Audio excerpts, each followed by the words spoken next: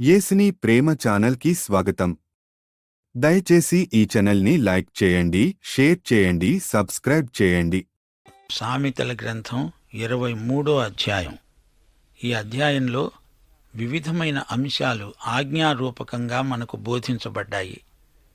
ఈ అధ్యాయంలో సామెతల కంటే ఆజ్ఞలే ఎక్కువ ఉన్నాయి.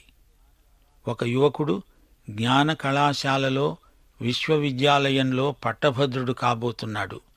అతనికి జ్ఞానోపదేశం ఎంతో అవసరం. సామెతలు 23 అధ్యాయం 1 వచనం నుండి, యువకుడా విను, నీవు ఏలికతో భోజనం చేయడానికి కూర్చుండిన ఎడల నీవు ఎవరి సమక్షమున ఉన్నావో బాగా యోచించుకో. నీవు తిండిపోతువైన ఎడల నీ గొంతుకు కత్తి పెట్టుకో, అనగా తిండిపోతువు కావద్దు, ఆబగా తినవద్దు, మితంగా ఉండు.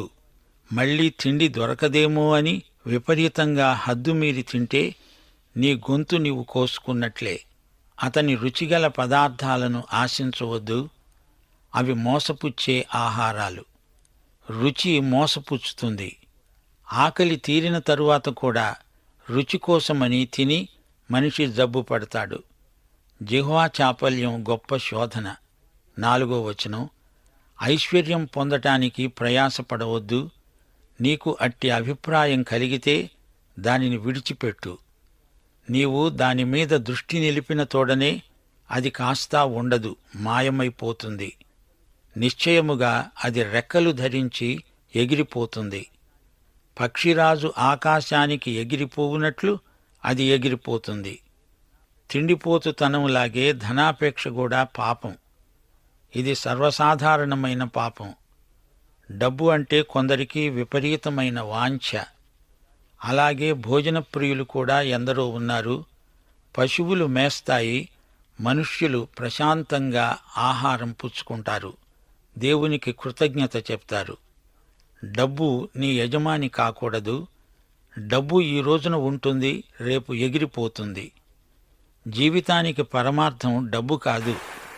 డబ్బుకు అంత ప్రాముఖ్యం ఇవ్వకూడదు. డబ్బు నీ దేవుడు కాకూడదు. ధనవంతుడవటంలో తప్పేమీ లేదు, కాని డబ్బుతో నీ హృదయం నిండిపోకూడదు. కొందరు విగ్రహాలను ఆరాధించరు గాని ధనాపేక్షతో నిండిపోయి ఉన్నారు. ఆరాధన సమయాన్ని కూడా ధన సంపాదనకు దుర్వినియోగం చేసేవారున్నారు. సామెతల గ్రంథం ఈ విషయమై విశ్వాసులకు హెచ్చరిక చేస్తున్నది. నీ ధనం అకస్మాత్తుగా ఎగిరిపోతుంది, జాగ్రత్త. 6వ వచనం, ఎదుటివాని మేలు ఓర్చలేని వానితో కలిసి భోజనం చేయవద్దు. వారి రుచిగల పదార్థములను ఆశించవద్దు. అట్టివాడు తన ఆంతర్యములో లెక్కలు చూచుకుంటాడు.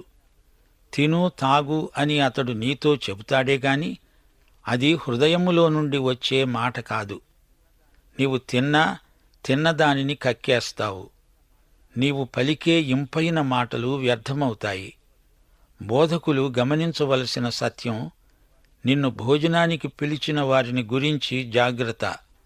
భోజన సమయంలో నీవు పలికే మాటలను అపార్థానికి గురిచేస్తారు. కొందరు భోజనానికి పిలుస్తారు, తిరిగి నీవు తిండిపోతువని ప్రచారం చేస్తారు కూడా. దైవ సేవకులకు ఆహార విషయంలో శోధన వారి సేవకు ఆటంకాలు కలిగించవచ్చు. ఆహారం కోసం దేవుని రాజ్య నియమాలను భంగం చేయకూడదు. 9వ వచనం, బుద్ధిహీనుడు వినగా మాటలాడవద్దు. అట్టివాడు నీ మాటలలోని జ్ఞానాన్ని తృణీకరిస్తాడు. పురాతనమైన పొలిమేర రాతిని తీసివేయవద్దు. తల్లిదండ్రులు లేని వారి పొలములోనికి నీవు చొరపడకూడదు. ప్రియ సోదరుడా, సోదరి, విశ్వాసమనే పొలిమేర రాయిని తీసివేయవద్దు. దానివల్ల నీ బిడ్డలకు ఎంతో కీడు కలుగుతుంది. విశ్వాసం పురాతనమైన పొలిమేర రాయి. నీవు దాన్ని తొలగిస్తే నీ పిల్లలు లోకంతో కలిసిపోతారు. మనము రాబోయే తరానికి విడిచిపెట్టే స్వాస్థ్యం బలమైన విశ్వాసమే. తల్లిదండ్రులు లేని వారి పొలాన్ని దురాక్రమణ చేయకూడదు. వారి విమోచకుడు బలవంతుడు. ఆయన వారి పక్షమున నీతో వ్యాజ్యమాడుతాడు. ఎవరి విమోచకుడు? మన బంధు విమోచకుడు యేసుక్రీస్తే.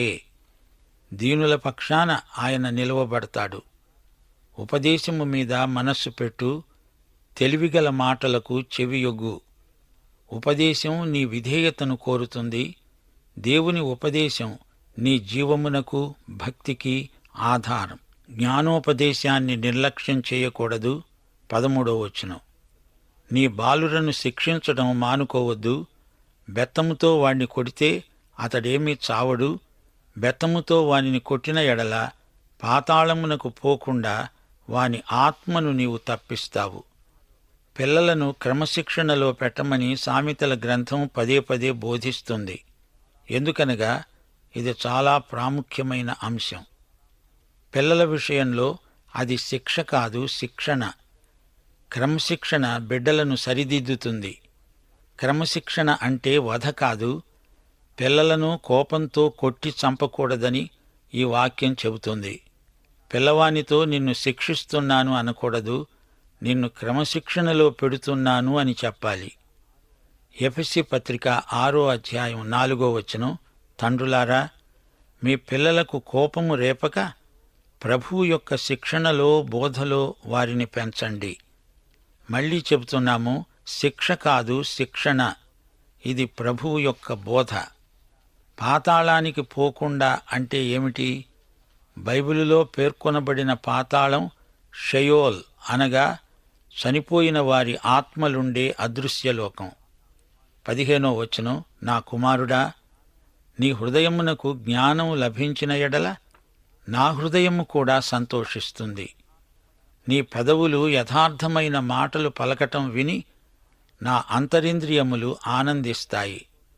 తల్లిదండ్రులను సంతోషపెట్టే కుమారుడే అసలైన కుమారుడు. తల్లిదండ్రుల అంతరింద్రియాలు ఆనందిస్తాయి. అంటే హృదయపు అట్టడుగు నుండి తమ కుమారుల సత్ప్రవర్తనను బట్టి ఆనందం పెల్లుబికి వస్తుంది. 17వ వచనం. పాపులను చూచి నీ హృదయమందు మత్సరపడవద్దు. నిత్యము యెహోవాయందు భయభక్తులు కలిగి ఉండు. పాపులు అభివృద్ధి పొందినప్పుడు అది చూచి నీవు మత్సరపడకూడదు. పాపి యొక్క అభివృద్ధి పాపము యొక్క అభివృద్ధే. అది శిక్షకు గురికాక తప్పదు. నిశ్చయముగా ముందుగతి రానే వస్తుంది. అనగా ఈ జీవితానికి అవతల మరో జీవితముంది. నీ ఆశ అనగా నిత్యత్వంలో నీవు ఉండబోయే పరలోక సంబంధమైన ఆశాభావం భంగం కానేరదు. 1 పేతురు 3వ అధ్యాయం 4వ వచనం. అక్షయాలంకారము గల అంతరంగ స్వభావము దేవుని దృష్టికి మిగుల విలువ కలది. 19 నుండి 21వ వచనం వరకు. నా కుమారుడా, నీవు విని జ్ఞానం తెచ్చుకో. నీ హృదయమును యథార్థమైన త్రోవలయందు చక్కగా నడిపించుకో.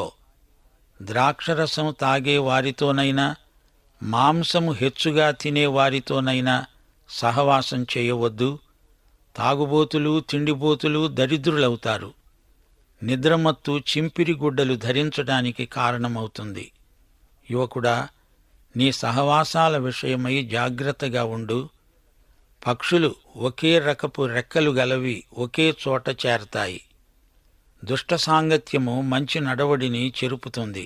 నిన్ను కన్న నీ తండ్రి ఉపదేశమును అంగీకరించు. నీ తల్లి ముదిమియందు ఆమెను నిర్లక్ష్యం చేయవద్దు. యువకుడా, నీ తల్లిదండ్రులు ముసలివారయ్యారు. నీ తల్లిదండ్రులను నీవు సన్మానించాలి. ఈ రోజున తరాల మధ్య అంతరాలు ఎక్కువవుతున్నట్లు కనబడుతోంది. అబ్షాలోముకు తన తండ్రి అయిన దావీదు మీద ప్రేమ లేదు.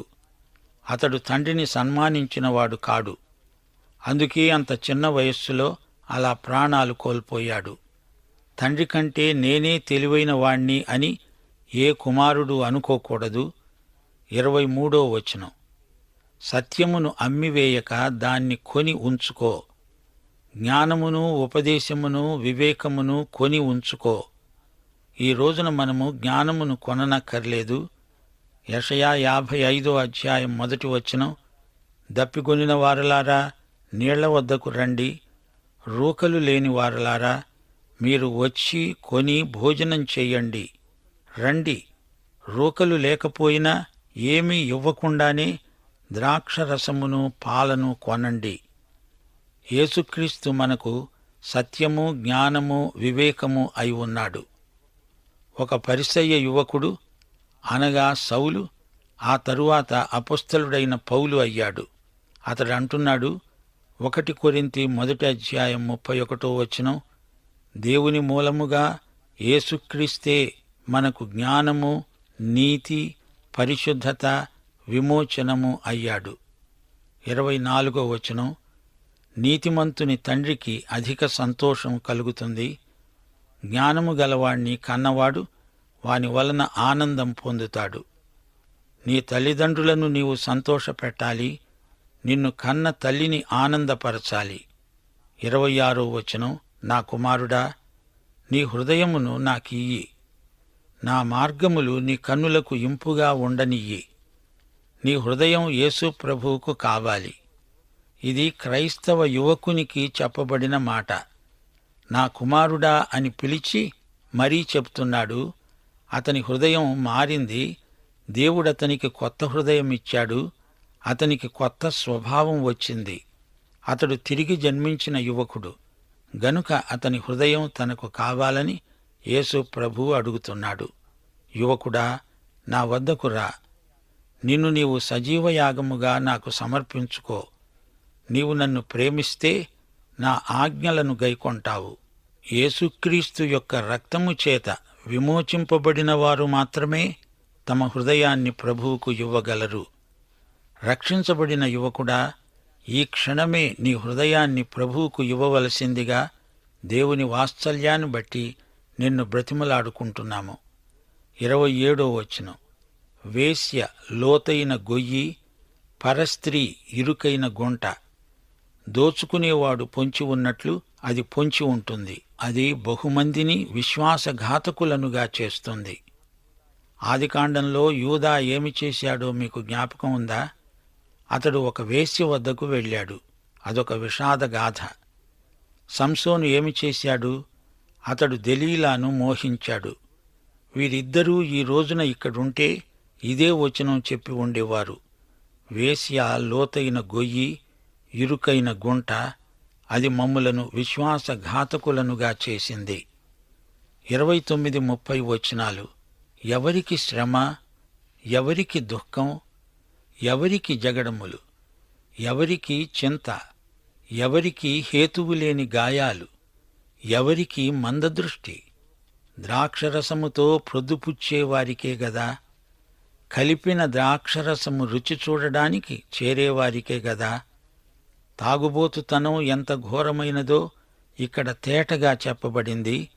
స్త్రీ వ్యామోహం, మద్యపానం ఈ రెండూ యువకులను నాశనం చేస్తాయి. ద్రాక్షరసము మిక్కిలి ఎర్రబడగా, గిన్నెలో తళతళలాడుతూ ఉండగా, తాగటానికి రుచిగా ఉండగా దానివైపు చూడకు.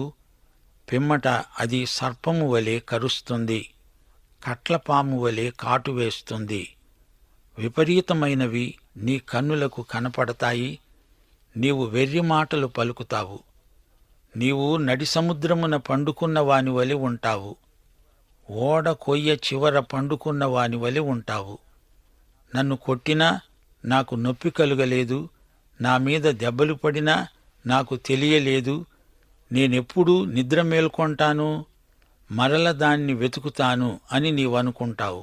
మద్యపానం ఎలాంటి దుష్ఫలితాలనిస్తుందో ఇంతవరకు విన్నారు.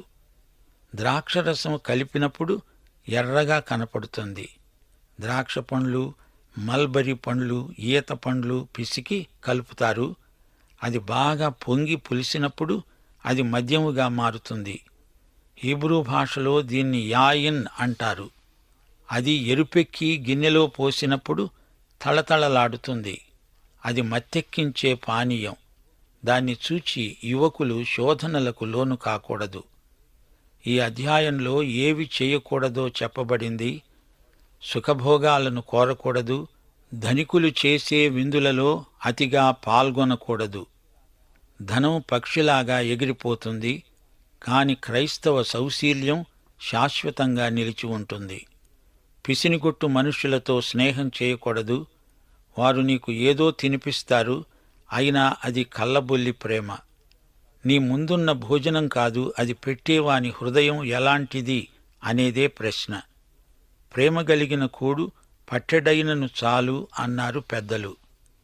మూర్ఖులకు విలువైన మాటలు రుచించవు, వారు నిన్ను అపార్థం చేసుకుంటారు. నీవు చెప్పిన మాటలకు చిలవలు పలవలు చేర్చి దుష్ప్రచారం చేస్తారు, నిన్ను చిక్కుల్లో పెడతారు. దేవుడు పెట్టిన సరిహద్దులను తొలగించకూడదు, అనాథల ఆస్తిని దురాక్రమణ చేయకూడదు. పిల్లలకు మంచి క్రమశిక్షణ గరపాలి. పిల్లలు క్రమశిక్షణలో ఎదిగినవారైతే వారు తల్లిదండ్రులకు సంతోషం కలిగించేవారవుతారు. పాపుల ధనధాన్యాదులను చూచి మత్సరపడవద్దు. దేవుని యందు విశ్వాసముంచాలి, ఆయనకు విధేయులై బ్రతకాలి. తల్లిదండ్రులను సన్మానించాలి. ఈ విషయంలో యువకులు మాదిరిగా ఉండాలి. తాగుబోతులతో తిండిబోతులతో స్నేహం చేసి పాడైపోకూడదు. మత్తు కలిగించే పానీయాలను చూచి శోధించబడకూడదు. సత్యాన్ని అమ్మకూడదు, అది కొనాలి.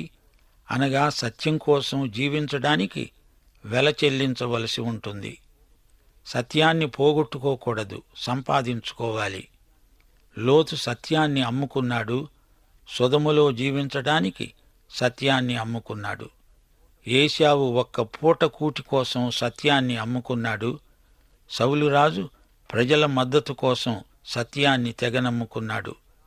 అలాగే పిలాతు కూడా ప్రజలను తృప్తిపరచడానికి సత్యాన్ని అమ్ముకున్నాడు. ఇస్కరియోతు యూదా 30 వెండి రూకలకు సత్యస్వరూపి అయిన యేసునే అమ్మాడు. సత్యాన్ని మనకు కొనిపెట్టినవాడు యేసు ప్రభు. దానికోసం ఆయన గొప్ప వెల చెల్లించాడు. శిలువ మీద తన ప్రాణాన్ని అర్పించాడు. ఈ అధ్యాయంలో తాగుబోతులను గద్దించడం జరిగింది.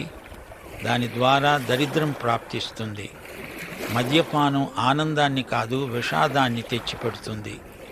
అందుకే పౌలు హెచ్చరించాడు, మద్యముతో మత్తులై ఉండకండి, అందులో దుర్వ్యాపారమున్నది, ఆత్మపూర్ణులై ఉండండి. రోమాపత్రిక 14వ అధ్యాయం 17వ వచనంతో ఈ పాఠం ముగిస్తాము. దేవుని రాజ్యము భోజనమును పానమును కాదుగాని నీతి, సమాధానము, పరిశుద్ధాత్మ యందలి ఆనందము అయి ఉన్నది. దైవాశీస్సులు. ఆమేన్. దయచేసి ఈ ఛానల్ని లైక్ చేయండి, షేర్ చేయండి, సబ్స్క్రైబ్ చేయండి.